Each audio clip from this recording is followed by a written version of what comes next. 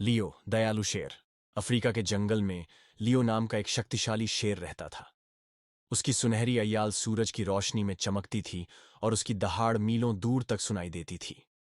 लेकिन दूसरे शेरों के विपरीत लियो बहुत दयालु और कोमल था। एक दिन लियो जंगल में टहल रहा था कि उसे किसी के रोने की आवाज सुनाई दी। जब वह पास गया तो देखा कि एक छोटा सा खरगोश एक गिरी हुई डाल के नीचे फंसा हुआ था। चिंता मत करो छोटे दोस्त, लियो ने नरमी से कहा। उसने अपनी मजबूत टांगों से डाल को उठा लिया और खरगोश को बचा लिया। धन्यवाद लियो, खरगोश खुशी से चिल्लाया। मुझे लगा था कि मैं हमेशा के लिए फंस गया हूं। लियो मुस्कुराया और कहा, हमें हमेशा जरूरतमंदों की मदद करनी चाहिए। दिन बीतते गए और जंगल के सारे जानवर लियो की दयालुता और उदारता को देखने लगे।